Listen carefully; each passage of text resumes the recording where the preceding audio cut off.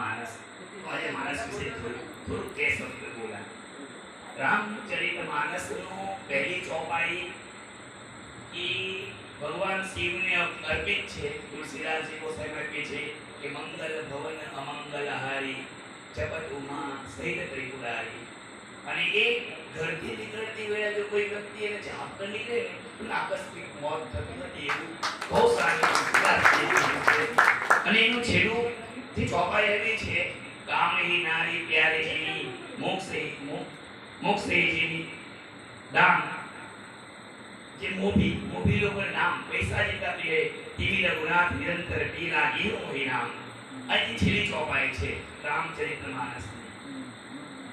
માનસ સંસ્કૃતમાં લખવાનું ચાલુ કર્યું તુલસીદાસજીએ।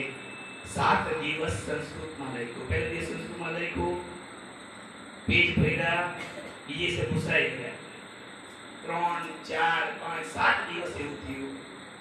તુલસીદાસજી ચિંતામાં પડી ગયો અને પછી ભગવાનને પ્રાર્થના મેં શું કરું એમ થયું તુલસીદાસજીને।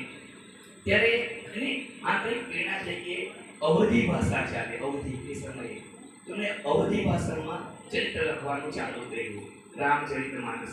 અને લોકો વચ્ચે એમને ચરિત્રનું દાન કર્યું। તો તે સમયના પંડિતોએ એની હસી ઉડાવી।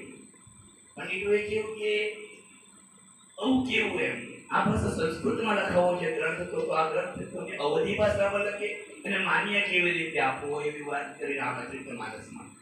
ત્યારે કેવું કે એ શબ્દ કેવું ભાષા બનતી હતી ભોરી ભોરી હસી બેબક, કેવું ભાષા ભણતી હતી ભોરી મોરી હસી બેબક।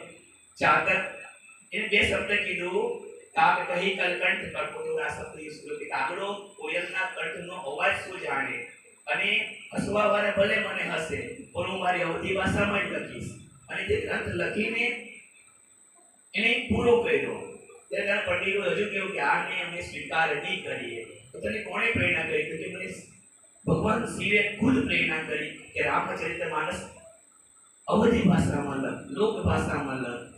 ત્યારે જે પંડિત એવું તો પ્રૂફ કરવું પડે શિવના મંદિરમાં, તો શિવના મંદિર બધા ગ્રંથ નીચે મૂકવામાં આવ્યો। નીચે રામચરિતમાનસ નાખીને ઉપર બધા ગ્રંથો મૂકવામાં આવ્યા અને દરવાજા મંદિરના બંધ કરવામાં આવ્યા।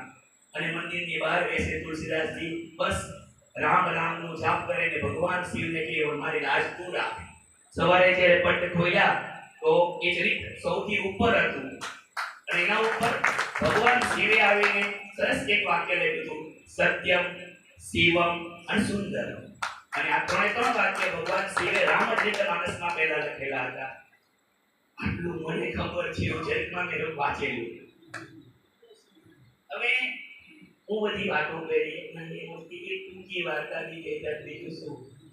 મારી પાસે 1 રૂપિયો છે, આ મહાત્મા ઉપર 1 રૂપિયો છે, કદાચ અમે અદલા બદલી કરીએ, મેં મારો 1 એમને આપું, એ મને 1 આપે, તો આપણી પાસે તો એક જ રહેવાનો।